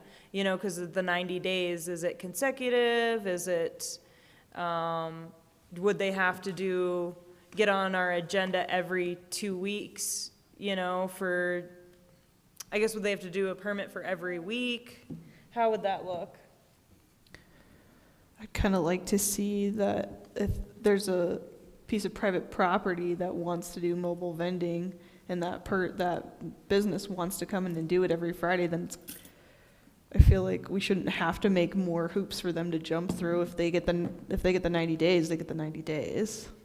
Yeah, and I think with a conditional use permit, you can apply appropriate conditions. So I guess you could say 90 days, not to exceed 90 days. But 90 days wasn't magic. I mean, if you want it to be 100 days or 120 days, whatever works. And you could set that up to say only on weekends or we did hear a lot of public comments about, wow, I'm downtown and the restaurants are closed, and wouldn't it be great if after hours I could get a hot dog or whatever after I've been drinking, and all those things could be looked at through a conditional use permit. That wasn't me that she asked. Yeah, it was, no. It was an anonymous survey. Well, oh, go ahead. Oh, so if, did you guys reach out to Moab at all? Because they have a food truck like court. I'm thinking I looked at Moab's, but I don't recall exactly, so. Okay, so if someone wants to do like a food truck court thing on private property, at that point, could those vendors stay there longer than 90 days, or? Yeah, it seems kind of cumbersome. It seems cumbersome If to if they have me. to do it Yeah. every year, if they want to have mobile vending on their own private And it's private piece of property, it seems kind of cumbersome to have to make that property owner, I'm assuming, come in and apply for that permit. Could we do just a permit for the year? You know, once a year they have to renew their permit? How much does that cost? Absolutely, yeah. It's, I don't remember, $300? And that permit goes to the mobile food vendor, not to the property, is that correct? Well, I guess I would think that the property owner would at least have to sign the permit, and it would probably be most appropriate for the property owner to get it, and then it would allow them to maybe switch out food trucks. My one concern with that would be, would there be any requirements about providing bathroom facilities? If you're creating a de facto restaurant in a parking lot and you don't have to have a building, I would have some concerns about that use getting pushed onto neighboring businesses. But, I mean, if someone were to build something kind of along the lines of like 11th Street in Durango, where there are facilities and it's a set-up system, I think that's something that we would want to look at, but I don't know that we would want to control that through this, I guess is kind of what I'm wondering with that. I mean, could we require them to provide facilities like via a porta-john or actual built structure? Well, and again, the intent of a conditional use permit is to mitigate impacts. I think bathroom's a big one, and yes, you could do that through the use permit.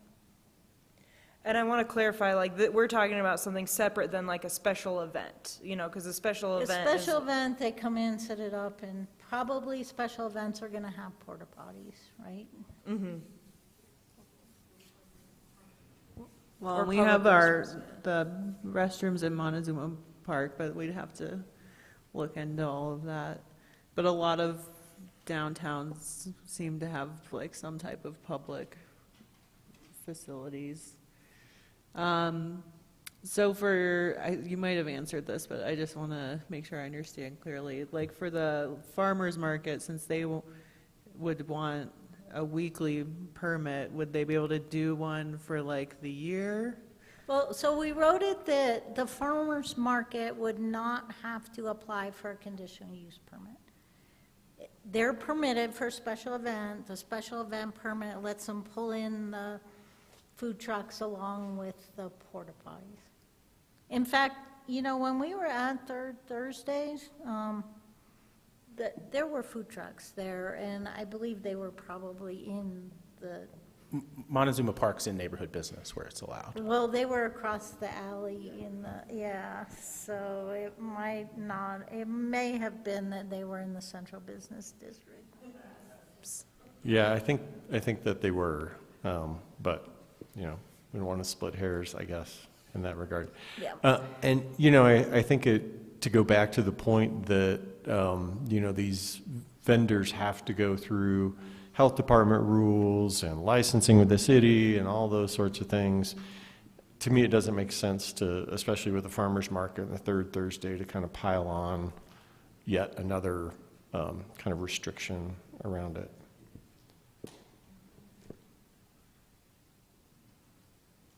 And events like that would just have to give a schedule and not have to do it for every event, just like every Saturday for the next 4 months. Yeah.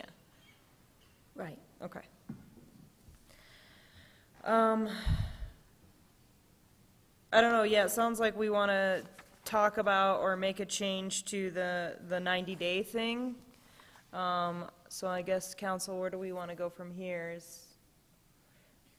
I could write it to say the term would be set at the time of conditional use permit, but that leaves it open for permanent. Mayor and council, do you have a suggested number? Okay, hold on. I mean, I would like want them to be able to use that space if they have the permissions and they have all of their documentation, use that space whenever they want to. I wouldn't want to constrict it to just the 90 days. Or Yeah, I could- agree with that. Or what if we said, like, if it's more than 90 days, must provide bathroom facilities? I think the bathroom facilities could really be a big deterrent and cumbersome thing, especially if you're not doing 90 days consecutively. I think if it was more of a food court area, that it would make sense that there would be a porta potty provided at that point. But if they're only there every Friday, Right. so I guess I would want to know more about what other communities that allow food trucks do when it comes to bathroom facilities. Well, and we've had different food vendors set up in that vacant lot on Main, and I don't believe that they've had any sort of facilities there. And it was more of a grab-and-go situation, so I think if you're talking about a food truck that people just come and grab lunch and dinner, and it's not really a, like, hanging out area, it may not be as much of an issue. I'm inclined to agree with that. Yeah, that makes sense.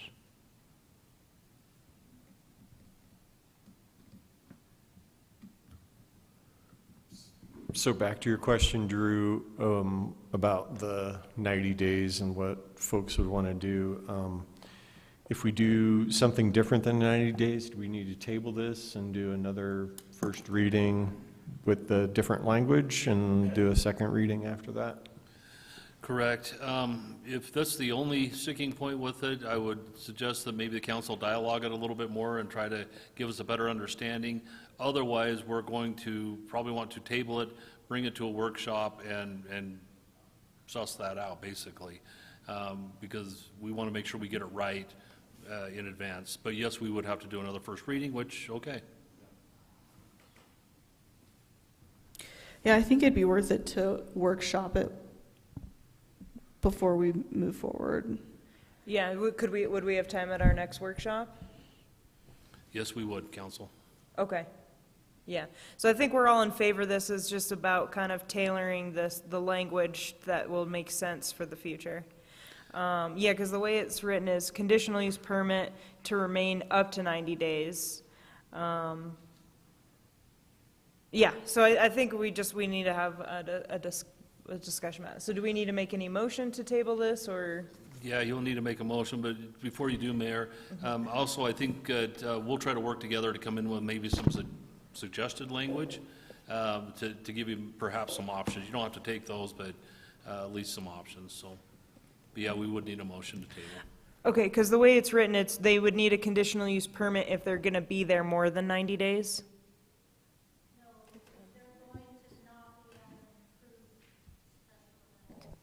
Okay, it's a conditional use permit regardless, but we're just saying, like, we're only allowing it to be up to 90 days. Okay, yeah, so I think that's kind of the main point that we want to talk about. So if we're changing the language on this, do we actually need to table it, or do we deny it because we're going to come back and talk about this? Actually, either one works, but I would just suggest tabling it. I think it's just more clear for our records. Okay. That's what we did with the ADU stuff.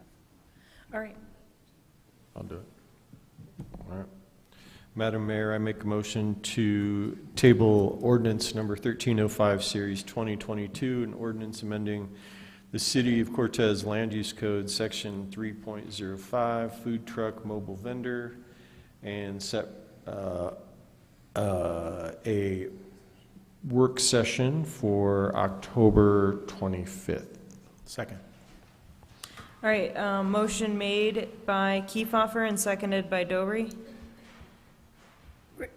Rainey, Aye. Spurl, Aye. DeHaven, Aye. Kiefhoffer, Aye. Yazzie, Aye. Dobry, Aye. Medina. Aye. Mayor, can I just say one more thing?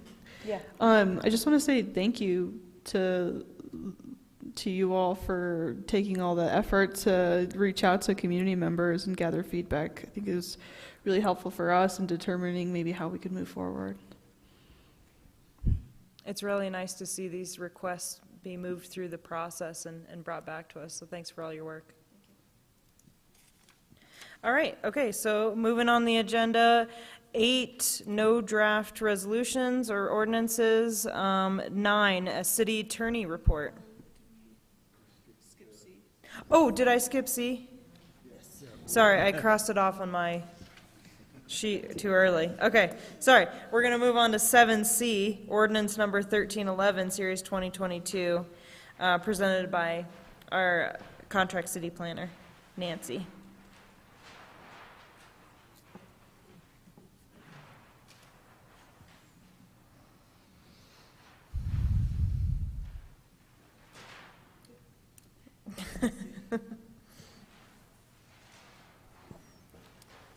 Okay, this is another one that may or may not need a work session, but let's go over it. This one came as somewhat as an idea where an affordable housing provider came into to staff to speak about building and could not provide the housing at an affordable rate at the existing code densities. So in this case, they had a 10,000 square foot lot, zoned R2. They wanted to be able to put 4 units on the property, but the density of 6,000 square foot or 33,000 square foot per unit didn't allow 4. It only allows 3. So the concern there was it's something that probably we had already identified at the staff level, that the minimum of 3,000 square feet per dwelling unit is fairly low density. It's 14 units to the acre, give or take, which is the highest density allowed anywhere in the city of Cortez. Generally, most communities would push that up. So the idea here was to add new definitions of affordable housing and workforce housing, and then add a density bonus, essentially, if someone is going to provide actually deed-restricted affordable housing. So we've added 2 new definitions, which would be affordable housing, and we use DOLA's recommendations on a lot of this, that defining affordable housing as housing that is affordable to households with an income that is 80% or lower than the area median income of households of that size. It then goes on to say that the housing developed or co-developed by nonprofit or government or quasi-development organizations whose mission or intent is to provide affordable or workforce housing will meet this definition. So in other words, Habitat for Humanity, it's a nonprofit, but if they came in, we would say, you don't have to do any more to prove to us that this is affordable. It's your mission. You get the density bonus. Nonprofits and governmental organizations that do not intend to hold the property for at least 20 years, and for-profit developers, maybe they could also go after it, would be required to provide assurances that the housing is and will remain affordable for at least 20 years to get the bonus. Okay. We then also added, because that 80% of AMI is generally what's considered low-income housing, but there's a need for not low-income housing. So we added a definition of workforce housing, and with that definition would be between the 80% of AMI and 140% of AMI for households of that size. We added those same restrictions that if you're a nonprofit or government whose mission is that, we're not going to require any more, but nonprofits that either don't want to hold it or for-profits.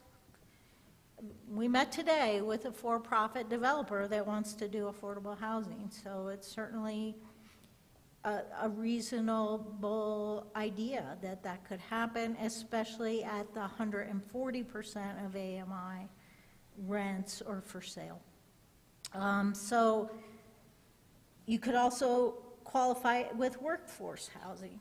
So then what we went is to provide 3 new density categories in the R2, the MH, and the Neighborhood Business District, which are the districts that allow multifamily type development, and add a new category in each of those that says the density would be 2,000 square feet per multifamily dwelling unit for affordable and or workforce housing.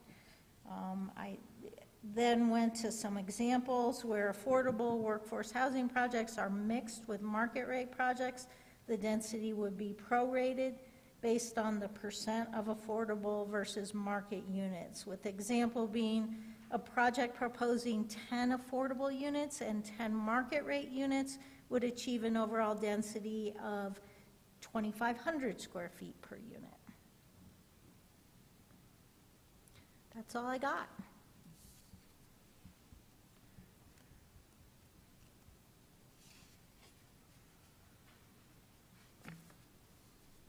Well, thanks for all your work on this. I think this is another great way to approach our housing issue, kind of low-hanging fruit of allowing some more dense stuff to happen.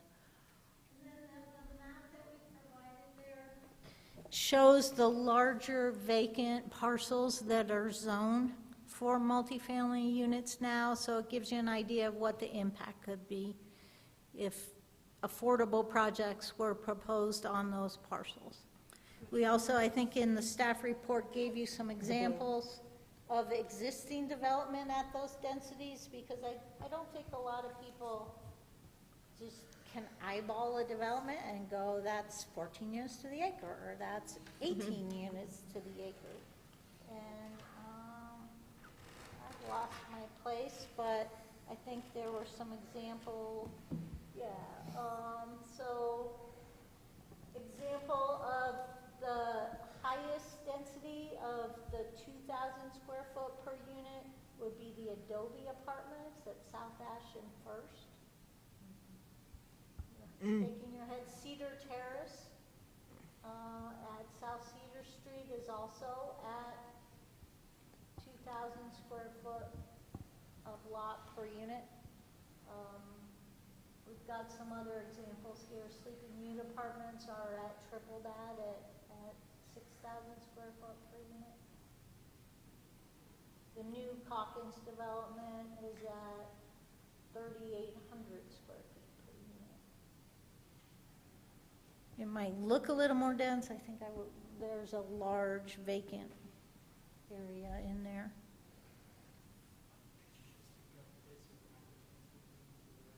Okay.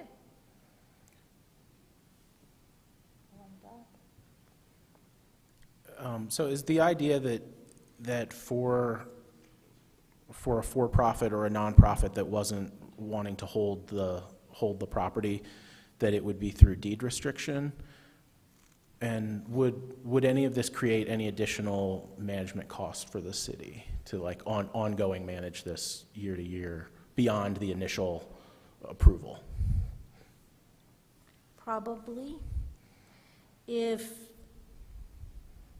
deed restrictions need to be managed. I think if it's a for sale product, it's kind of a one-time thing. We would probably want to work with a current affordable housing group to help manage that, the housing authority perhaps. The hardest part would be if they're rental units, because then you're income qualifying anyone that moves in, and you absolutely need somebody to help manage that. Out of curiosity, is there, I guess I'm curious as to why a for-profit business is wanting to do affordable. If you have that reasoning, I'd just be curious to know. Well, I think you might remember the folks that bought the motel, what was that one called? Which one? Mesa Verde Inn. They're for-profit. They feel like they can remodel that into small units. They'll be, in that case, they didn't need a density variance. They did need a couple other variances that were granted. So, I mean, if you can, 140% of AMI, if you can rent at that level, market rate, you'll rent them all day long. So assuming they could build without subsidies, which is what's hardest. Mm-hmm. Of course, yeah, a developer would want to do affordable housing. And you mentioned that this language that you've incorporated into here is like DOLA, like kind of their language. Were you able to like research any other communities that have incorporated that language and seen a change in the level and amount of development around affordable housing and workforce housing? What we used that for was the definitions. So the AMI definitions and the levels that we set those at. It is a bit of a trend, and there's some grants going around from DOLA to help communities revise their code to do things like this.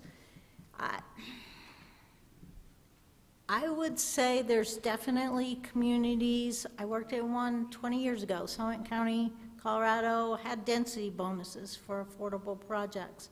I don't know that anyone's got the research done to say, yes, that increased our housing supply by X amount.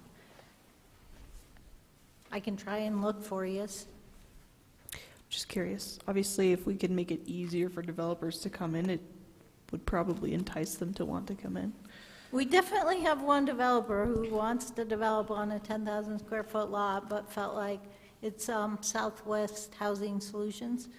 And they came in and said, we can't really afford to do a triplex on this property, but if you could get us a fourplex, it would work. And they wanted a variance. I had concerns with that, a density variance, and suggested that perhaps we pursue a code amendment for density bonus instead. That was kind of the question I was going to ask, is how consequential you think that these changes would be beyond that one developer. Do you think this will make a difference for other developers in the short and long term? You know, my experience is you need a little bit more than just a density bonus to push someone with the costs. You heard the costs of construction and the lack of people in the construction industry right now. That's not just Cortez, and it's not just Southwest Colorado, but it's worse here where we have smaller construction companies and less builders. And I also do work with private developers. We had a 200-unit apartment in Durango, all teed up, ready to go. When they went out to get construction costs, they canceled the project last week. So it wasn't affordable. It was going to be a luxury apartments, but they couldn't make it pencil. And you see a lot of that. So I think anything you can do to help make it easier for them to pencil is a good thing. You mentioned a little bit more. So we're doing density, we're looking at density right now. What is the little bit more that you have seen? More help with tap fees. reductions in building permit fees, even infrastructure improvements. The city, the county might build a sidewalk. I can't think of any others off the top of my head, but those are some pretty common ones.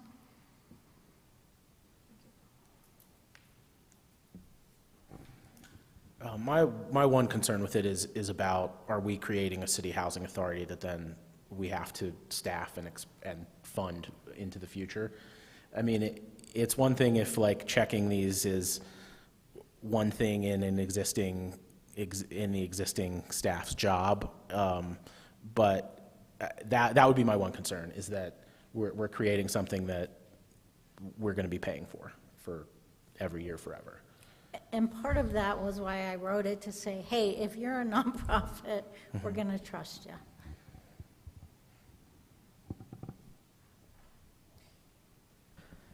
Can I ask, like, how many housing developers we've had in, like, the last 10 years, if you know? What do you mean by housing Just, development? and, like, any New sort of housing development? projects that we've had in the last 10 years? Like, is it overly cumbersome for, like, our planning staff?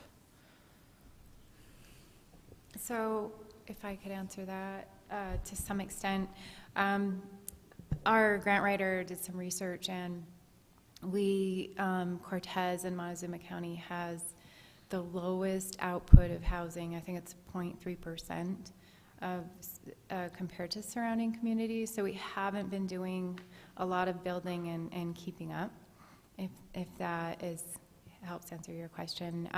And part of that is to do with, there was a boom and a bust, and a lot of construction companies changed focus and went out of business, and there wasn't a market for it. And there have been a lot of demographic changes since then.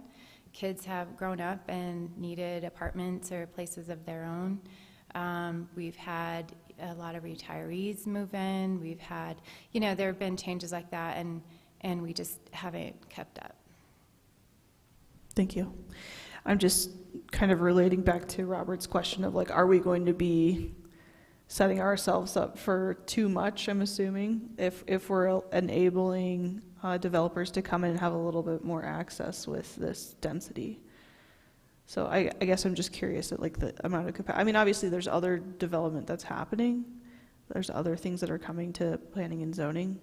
But I'm just curious if we can grow into that. And unless something like a brand new industry comes in, like, I don't really see Cortez growing at a substantial rate in, like, the next 10, 20 years. No, my concern was just more about, like, an ongoing relationship between a developer and the city. Every time a unit changes hands, that you now have to check the income level of the people. I mean, and I don't know. I don't know if we could solve that with working with the housing authority. I don't know if they I think only do their own projects, but I don't know if that's something that we could deal with that way. That is not something we've done in the past. I don't know that we know what that would look like. I guess I in some ways would be more comfortable just extending that the trust to the for-profit and short-term, and basically say you need to deed restrict it, but I don't know that I want to staff a housing authority at the city of Cortez. Yeah, and mayor and council, we just don't have the capacity to do it, but it's going to be kind of like other things, kind of like short-term rentals, or how many people would be in an ADU and so on. If we get a complaint, we will have to investigate and take action, but somewhat this is going to have to be an on-your-honor system, and we just don't have the capacity to go police it, and really should we? That's a lot of intrusion into people's lives, and especially their finances, so. And I guess for us, like, I wouldn't expect us to do that with this type of policy. Yeah, I was sort of thinking it would be on the nonprofit or the for-profit group that applied or constructed the housing.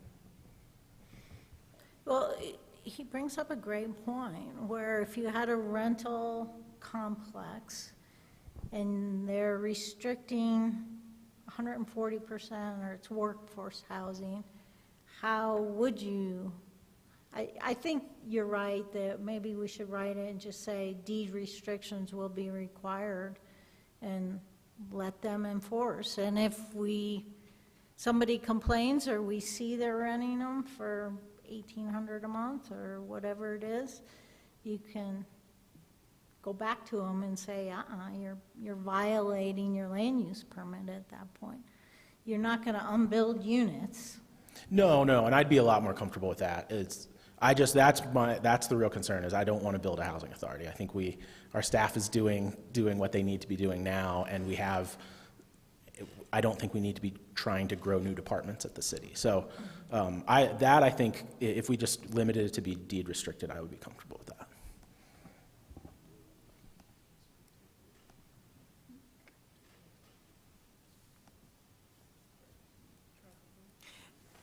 Yeah, so where do we go from here if we want to make some changes?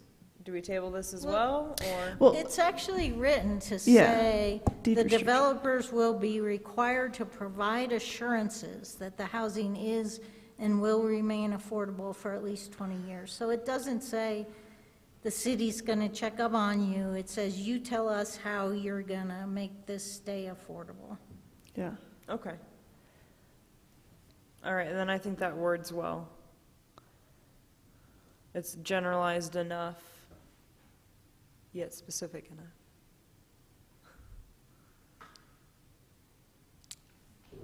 It seems worthwhile to move forward to a second reading.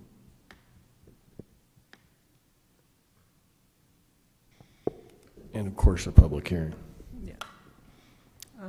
I'd like to Right? make No. a motion to approve on first reading ordinance number 1311, series 2022, an ordinance amending the City of Cortez Land Use Code, section 2.02, definitions 3.06, 3.09, 3.10, 3.14, to create definitions and increase density in zones for affordable and workforce housing, and set for public hearing on October 25th, 2022.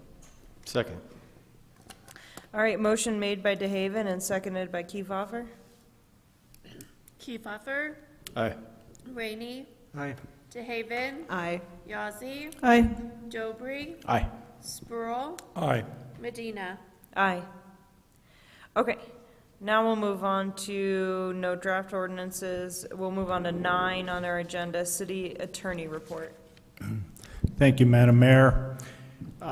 Just one item to report on. Last Thursday, I attended a seminar in Montrose concerning building security and infrastructure security, and it was sponsored by CIRSA, our intergovernmental insurance pool. A very enlightening discussion, and I'm going to kind of download on the city manager and the general services director and kind of let them know some of the tips and pointers that the consultant that gave the presentation, he was a nationally known security consultant, and he had a lot of good recommendations that weren't necessarily things that would cost a lot of money, but were more of a common sense thing that you wouldn't maybe think of doing until somebody pointed it out. And most of his job, other than doing these presentations, is he gets hired by both private and public entities to break into their facilities and then tell them where their vulnerabilities are. And he, he had some good ideas, and just in terms of the locks that we may have on our doors, and storage of important records, and that sort of thing. And so it was very valuable and very eye-opening in certain respects, but well worth the trip, I thought, so. But that's all I have. Thank you. Great, thank you. All right, we're going to move on to 10 on the agenda, City Manager's Report. Good evening, Mayor and Council. I've just got 2 items this evening. The first is to remind the community that there's still time to apply for the Community Support Grant. The application period closes this coming Friday at 5 p.m. Anyone still wishing to apply can find the application on the city website by typing, quote, community grant form, unquote, in the search bar. A meeting for the selection committee is scheduled to occur on October 20th with final recommendations to be presented to council in late November. Secondly, I just wanted to report to council and the community that we've had an unfortunate and ongoing circumstance in Montezuma Park that's caused us to take some significant action.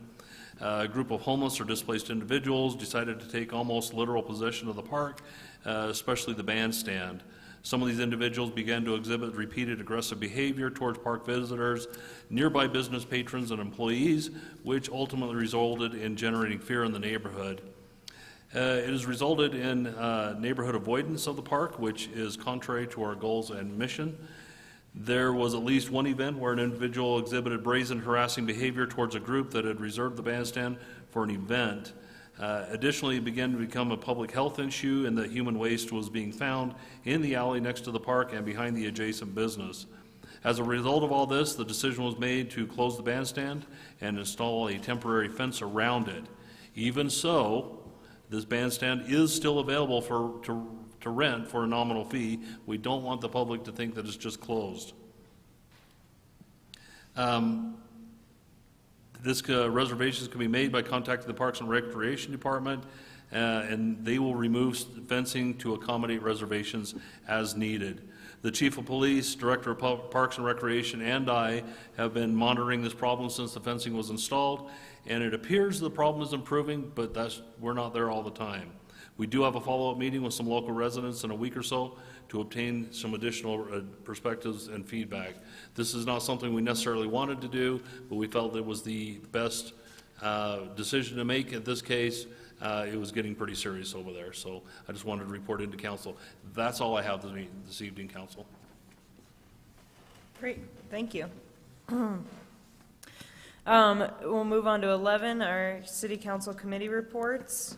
A is the mayor's report on the workshop. Our workshop had just one topic today. We discussed ADUs, or accessory dwelling units, and kind of came up with a proposal for a new resolution or ordinance. So that's those changes are going to be made, and that's going to be brought to our next council meeting on October 25th. That'll be the first reading, and then we're going to have the second reading on our second meeting in November, the 22nd, to give people a month to prepare for a public hearing or to provide comments leading up to that. The only other thing I have to share is that I personally will be missing our next meeting as I will be out of town for work. So I will not be in attendance for our October 25th meeting. But Arlena's going to run the meeting. So, all right, do we have any other board reports? We can start with this end of the town. Yeah, I have a report from the Historic Preservation Board. We met last Wednesday, and the board swore in new members Rachel Weaver and Darren Upton, and discussed the upcoming survey of I believe it's 17 of the car culture properties in the city. Thanks. Dennis? I had a meeting with the golf course committee and took a walk around the golf course, which was really fun. And they want to replace 3 trees and make 1 pond out of 3, and it doesn't look like it's going to cost a whole lot of money. And they have made more money this year than they did previously. So things are looking really good out the golf course right now. Great. Thank you, Dennis. Arlena? I have not had board meetings since I was assigned to the Youth Advisory Council Board. But I would recommend that the young people that came here at the last meeting that spoke on behalf of the skate park be reached out to see if they would like to participate on that. Maybe we can get that going again. Thank you. Thanks. Matt? We meet a week from Friday. Okay. David? Yeah. The Public Arts Committee met first Monday of this month, and we've explored some really exciting issues that will enhance our proposed creative district that's on our cuff right now, but we're still in the process.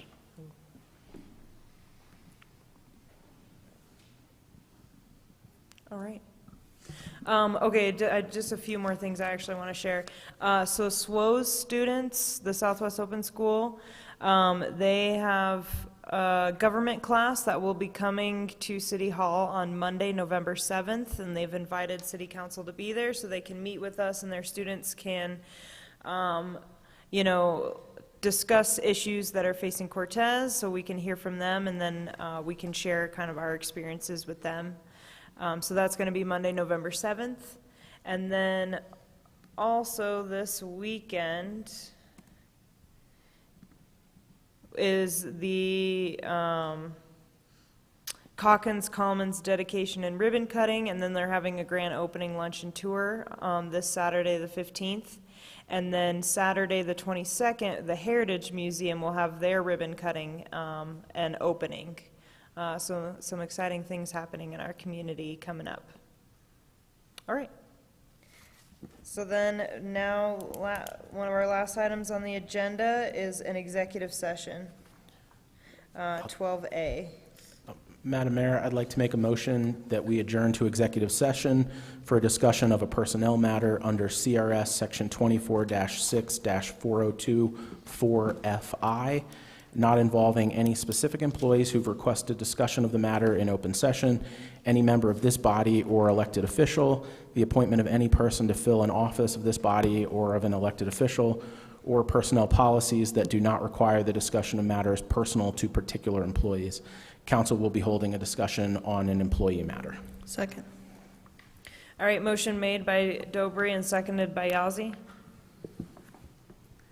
Dobry, Aye. Kiefhoffer, Aye. Spruill, Aye. Brainy, Aye. DeHaven, Aye. Yazzie, Aye. Medina. Aye. All right, so we're going to go into an executive session. Thanks for being here tonight.